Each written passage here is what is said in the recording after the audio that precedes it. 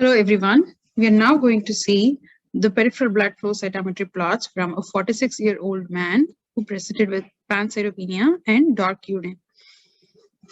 So the patient has dark urine and pancytopenia. One etiology for dark urine is hemolysis, right? Hemolytic anemias can cause hemoglobinuria, and that can cause dark urine. So in that scenario, the clinicians will often order a PNH flow cytometry if they could not find any other causes that can contribute to hemolysis. So here we see the PNH panel that was set up, and we are now going to discuss what are the antigens that are set up or antibodies that are set up in the PNH panel and how to interpret that. So in CD45 versus site scatter, we see the population of lymphocytes, monocytes, and granulocytes here. And there are three types of cells that are usually analyzed for PNH: granulocytes, monocytes, and red cells. So what happens in PNH? PNH, there is PIGA mutation, and because of PIGA mutation, the GPI linked proteins are either decreased or absent on the cell surfaces.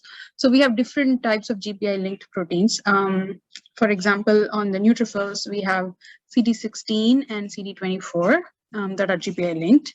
And on the monocytes, we have CD14 that is GPI linked, and FLAIR is fluorescent aerolysine that kind of binds with the GPI linked protein and can be used in assessing the presence or to quantify the GPI linked protein. So on the neutrophils and monocytes, so that is also usually used in analyzing GPI linked proteins on neutrophils and monocytes.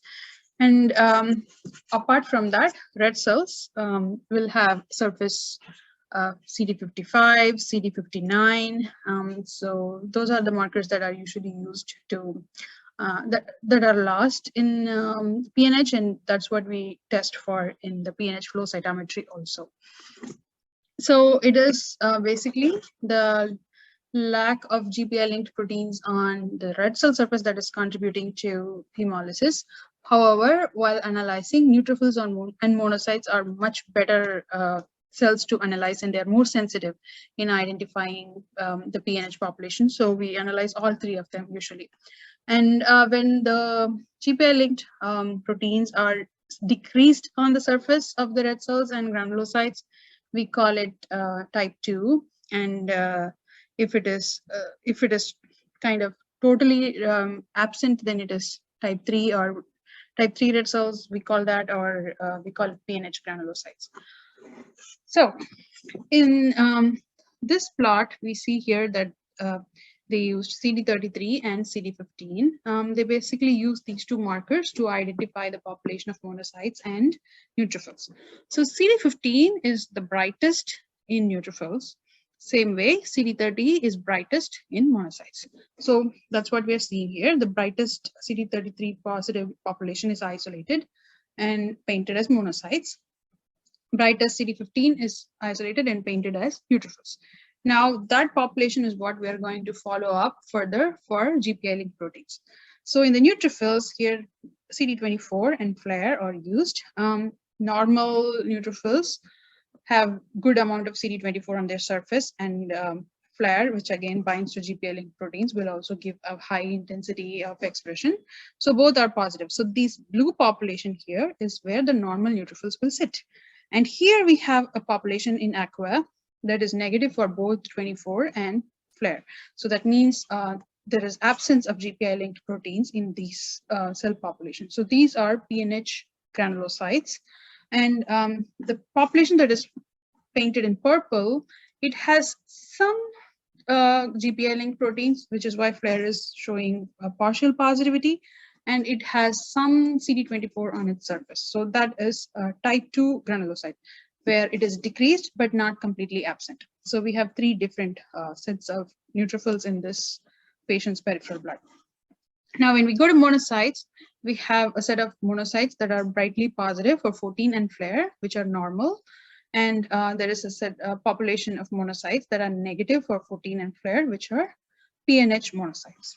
Now, Here, this is a plot for RBC. The reason we are saying this is RBC is because glycophorin is positive on RBCs. So all these cells that are positive for glycophorin are RBCs. Now they are segregated based on the intensity of expression of CD59. So when we take CD59, which is a GPI-linked protein, normal red cells should have a good number of CD59 on their surface. So those cells that express bright CD59 are normal red cells. And the ones that have very low or absent CD59 are the type 3 PNH red cells. And the ones that have decreased CD59 on their surface are type 2 red cells. So it's very easy to interpret PNH flow. And some labs also give us histograms. For example, here, this is the density of expression of CD59 on the different types of RBCs, like the normal RBCs, which are red here, shown in the red curve, has high density of CD59. And this is glycophorin, this is the blue population that is having the slightly lower density of CD59, and the green population has the lowest density of CD59. So that's a density plot.